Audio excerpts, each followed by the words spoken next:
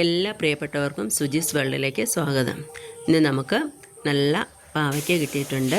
നല്ല പച്ച പാവയ്ക്കയാണ് കേട്ടോ.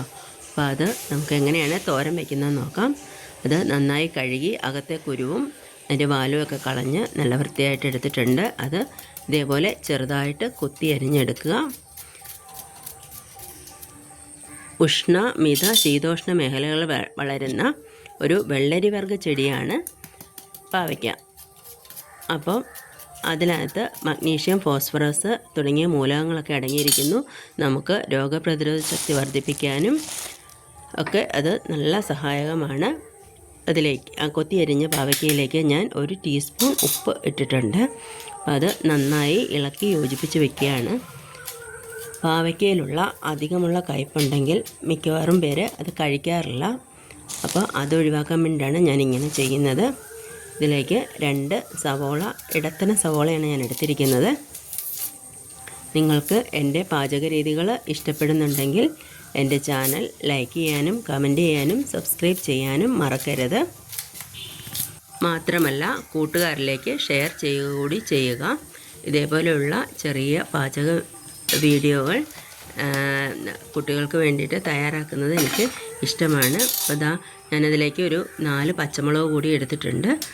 ആ സവോള, പച്ചമുളക് എല്ലാം കഴുകിയെടുത്തു. നന്നായിട്ട് കൊത്തി അരിയുകയാണ്.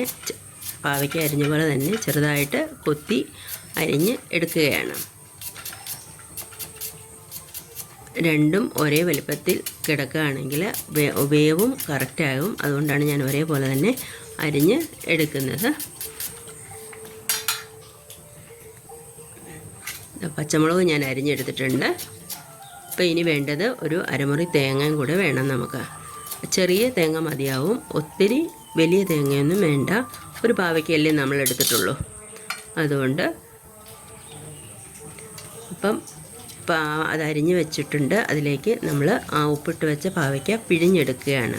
ഇതേപോലെ നന്നായിട്ടൊന്ന് അമർത്തി പിഴിഞ്ഞെടുക്കുമ്പോൾ അതിലെ പാവയ്ക്കയിലെ വെള്ളം ആ പാത്രത്തിലേക്ക് ഊർന്ന് വീഴുന്നുണ്ട്. നിങ്ങൾക്ക് കാണാൻ കഴിയും. അപ്പം അധികമുള്ള കയ്പ്പ് രസമാണ് അതിലേക്ക് പോകുന്നത്. അപ്പം തോരൻ നല്ല രുചിയായിട്ട് ഇരിക്കും. ഇപ്പോൾ അതിനകത്ത് വെള്ളം നല്ല പോലെ പിഴിഞ്ഞെടുത്തിട്ടുണ്ട്. നിങ്ങൾക്ക് കാണാൻ കഴിയുന്നുണ്ടല്ലോ അതിലേക്ക് വെള്ളം ഒഴുകി നടക്കുന്നത്. അത്രയും വെള്ളം ആ പാവയ്ക്കയിൽ ഉണ്ടായിരുന്നു.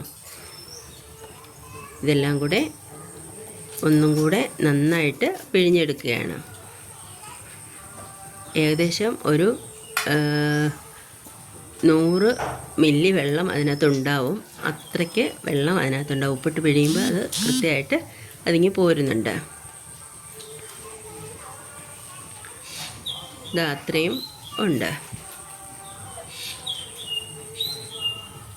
ഇനി ഇത് നമുക്ക് സമയത്ത് നമ്മുടെ ചുറ്റിനുമുള്ള ശബ്ദങ്ങളൊക്കെ വീഡിയോയിലുണ്ടാവും.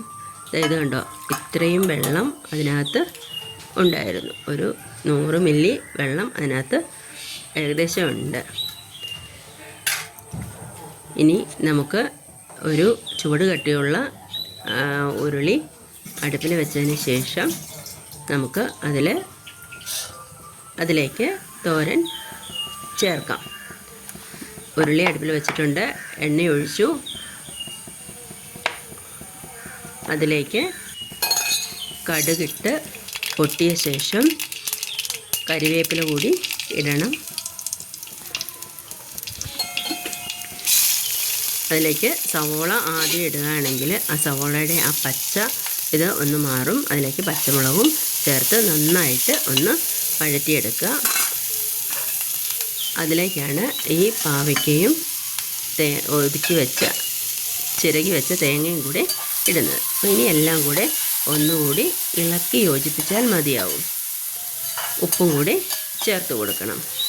ഇനി അധികം ഉപ്പ് ചേർക്കേണ്ട കാര്യമില്ല. കാരണം ഉപ്പിട്ട് പിഴിഞ്ഞപ്പോൾ കുറച്ച് ഉപ്പുണ്ട്. എന്നാലും ഒരു 1/2 ടീസ്പൂൺ ഉപ്പാണ് ഞാൻ എടുത്തത്. അത് മുഴുവനും ഇട്ടിട്ടുണ്ട്.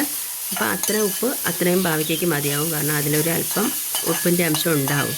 പിന്നെ പാവയ്ക്കയുടെ കയ്പൊക്കെ പോയി സവോളയുടെ മധുരവും കൂടെ ചേർന്ന് വരുമ്പം നല്ല രുചികരമായിട്ട് ഒരു പാവയ്ക്ക തോരനാണ് നമുക്ക് കിട്ടുക. ഇതേപോലെ ഒന്ന് മൂടി വയ്ക്കുക. വീണ്ടും ഒന്നുകൂടി ഇളക്കി യോജിപ്പിക്കുക.